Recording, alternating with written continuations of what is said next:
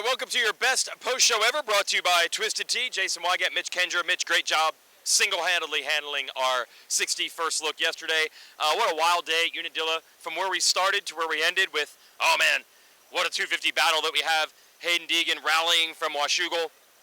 Now turnabout's fair play. The same bad luck that struck Hunter with a bike problem early, struck Deegan. 250 class looks totally different. Now 450s are the same, but you guys knew that would be the case.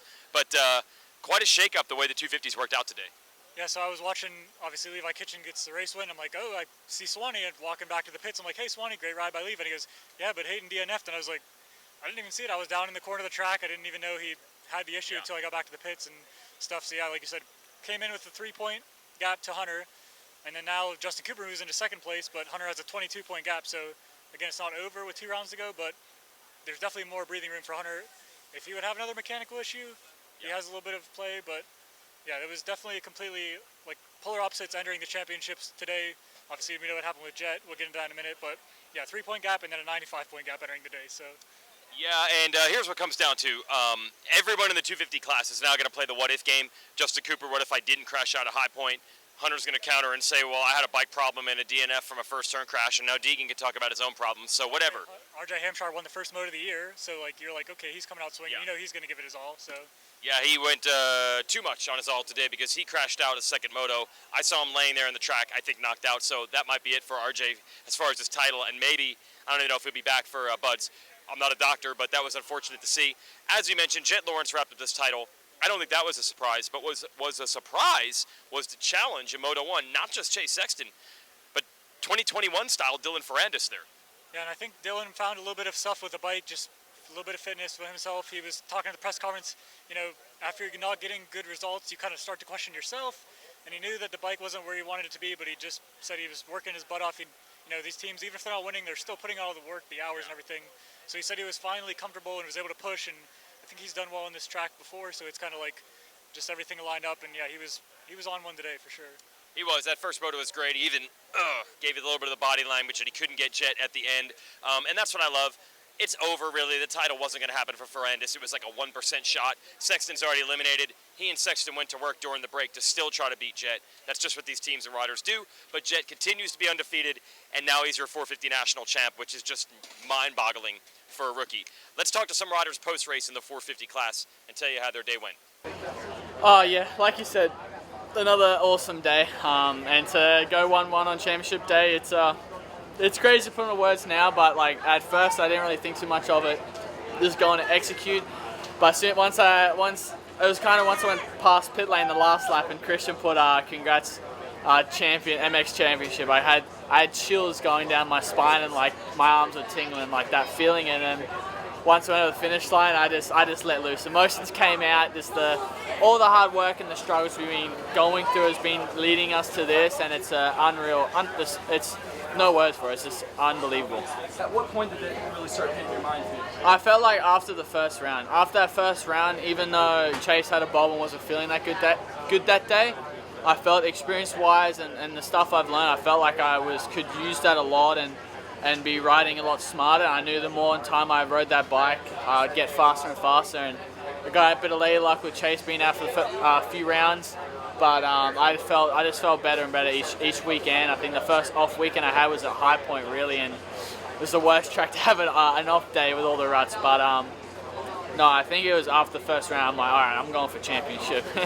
Yeah, it's obviously this is my first motocross here in America, and a learning experience for sure.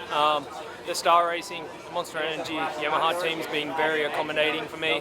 Obviously the first moto wasn't what I expected at all. I was laying at the bottom of, I was in 40th, you know, laying in the bottom of a bike pile up. So that was a bit of a reality check, and the body was pretty sore, but we managed to get back to 23rd or something, so not ideal. And then the second moto, I was so smoked, but it was good. I've learned a lot about the bike in these 2 motos, racing it, you know, like for me, learning the motorcycle through the week, training and stuff, I can give good feedback, but there's nothing like racing. So we made a lot of changes throughout the day and just trying to get as much data and information as possible for these guys. And for me, this is where I want to be for the future, you know, so if I can gain as much information and knowledge while I'm here, it's perfect. So overall, it was, besides the result, it was a great day. You know, we're leaving here somewhat healthy, and we'll go back to the farm this week and continue to develop and learn the bike. And I jumped on this bike this morning, and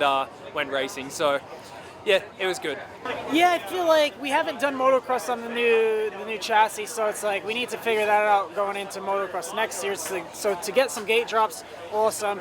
Prep for super motocross, get stronger. I lost a lot of strength. I lost a lot of everything, and getting back on the track, that's how you build it back up, in my opinion. So it's just good to be back and kind of, we don't, like I said, we don't really have expectations. Yes, today was definitely didn't really go well at all, like the first turn pile up and then second moto, third turn pile up. So all in all, tough day, but it's just good to be back, riding my bike, learning the bike, and getting back with the team and seeing the fans. What's your game plan just for these the last two?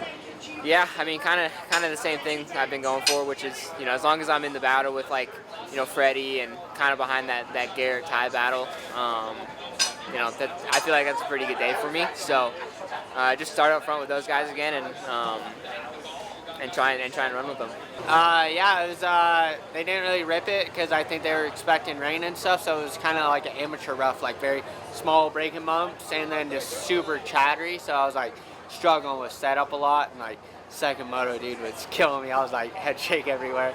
So yeah, I was struggling with that. I always like it deeper, the better. I think it's better racing and better for suspension and just kind of everything. But yeah, I don't know, the change out to the Sky Shot, I kind of liked it better with the little S, because then I feel like you could pass people going up the hills. It was kind of hard to pass, but it was still pretty good. The track's still pretty sweet, just very rocky. Hey, we found some fans here. I told you, we found some fans here at Unadilla, and we found one of the riders. So Freddie Noren, no handguards, no chest protector at Unadilla. Are you insane? I would argue we're all a little bit insane, right? I don't know. I mean, I didn't feel like my fingers were hurting too bad, and the chest protector, that hurts. But I really I don't feel comfortable with one. So I normally try every year, and I ran one all of Supercross, which is kind of odd. Like, why would you run it there and not outdoors? But then I got to outdoors, I'm like, I just can't make it. I have to take it off. So this is just how I am, I guess. You just got to bite it. Makes me move around more, I don't want to be in the roost. Yeah. No, don't feel bad. Ricky Carmichael in the booth today said these guys are putting on handguards. He's like, I felt like my front end weighed 80 extra pounds if I put handguards on there. So you're all insane and weird in your own way. We are. How was the track? In practice, everyone was saying it was way too fast, but then after the race, everybody said it actually turned out pretty good. What did you think? Yeah, I would agree with that. Practice, like, I've never hit fourth gear on this bike before, and I hit fourth gear. So I was like, this is really, really fast, like scary fast. Yeah. And but yeah, the motor shaped up really good, I would say. I mean, it maybe necessarily wasn't like as bumpy as Unadilla has been, but we did get a lot of ruts, so that slowed down the track a lot.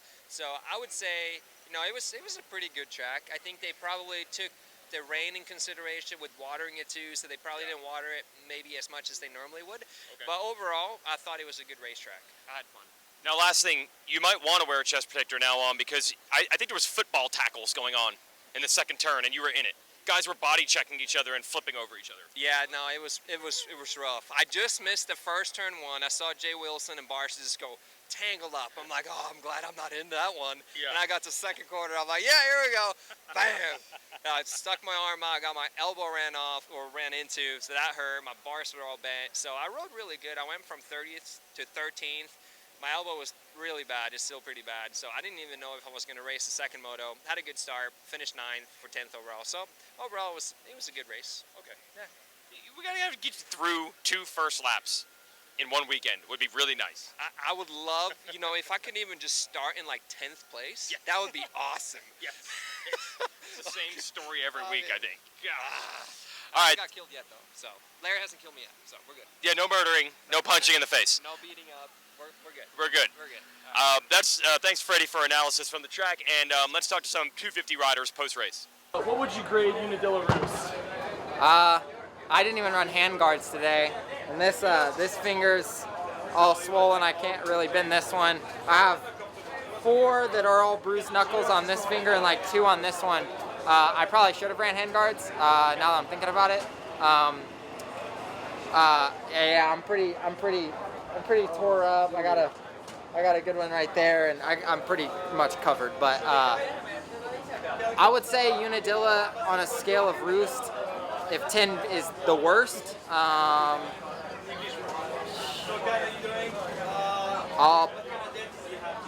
it's just that I'll say a 7. And that's just based on there's so many ruts that it's so hard to get out of the roost of somebody, because like if you lock into a rut behind somebody, you're locked in, eating their roost for a couple hundred feet, it seems like, on this track at times. So yeah, that's that. It wasn't great. Handguards was probably not riding handguards was the wrong move today, so I'm paying for it, my knuckles right now. Well, Steph, to be honest, track was super fast. The whole day, many ruts, actually really long ruts. But I think it was tough for a lot of riders, and not only myself, but I struggled a little bit, especially first moto. I couldn't really find the flow and find the rhythm on the track, so I wasn't riding myself. Let's say second moto was a little bit better, but still not where I want to be and how I want to ride. So need to ride. The track was tough, like I said, a little bit bumpy, not too bad, but especially those ruts were gnarly, like big ruts, and the speed was pretty fast. Like they took out some, I mean, never ride before, of course, but I've seen on video, and they took out some corner and was, I think, faster than the previous year. So yeah, it was pretty tough, I think. Can't wait for next weekend, try to regroup a little bit this week, and of course, I think I finished 6th overall this weekend, so I'll try to be better than that next weekend. Obviously today went really good. That first moto, kind of just ran away with it. Just tell me how it was in your point of view. Yeah, no, it was a solid day for me. Qualifying wasn't, but I'm kind of used to that at this point. And, you know, I don't know, like the first moto was obviously super good, getting a good start, and I knew I needed to do that. And then the second moto was decent. I didn't quite have the pace of those guys early on, and the track was super beat up, so I was probably playing it a little too safe. But you know, the biggest thing, I'm happy to leave here healthy. The track was super gnarly, and you know, another second overall. So yeah, just trying to build at this point, and I want to win one of these before it's over. A lot of people were saying the track was pretty fast today. Obviously, I think it's probably because they probably tried to seal it with chances of rain. Yeah. What were your thoughts on it, and also that new section after the sky shot? Yeah, it was really fast, especially that new section that you just brought up. That right bend, it was super fast. Like normally, I feel like it was a little bit better because that chicane they had was a little squirrely, but yeah, dude, it was fast this year. Like I don't know what caused it. It wasn't that deep in practice. That's probably why, but dude, it was gnarly. Like the top guys were sending it, and I just wasn't willing to risk it that much today. But yeah, it was gnarly. Right now, what would you grade your season so far for Alpinist? Yeah, I feel like the results is tough to look at because it's not how much I've actually improved. I feel my fitness and my riding and my speed for sure has all improved. I've gained in every aspect of my game this year, and yeah, the class is tough right now. There's a lot of fast guys, and there's about 17 factory bikes out there today, so it's not easy. And yeah, I feel like the results could have been better, but the riding is definitely where I want it to be. Obviously, you've now kind of completed all of the tracks that you haven't raced at before. Now we're going back to some tracks that you have raced at last year. Since you kind of have that knowledge now, do you kind of approach that differently than, let's say, like a Millville that you haven't raced before? You did last year, but just for example. Yeah, I think honestly it's just weird showing up to a new place and learning it, even like the area and where you're staying and everything else. But yeah, just to know like your surroundings and how the dirt is and how you're supposed to ride it helps a lot. So, and all these guys have 5-6 years under their belt.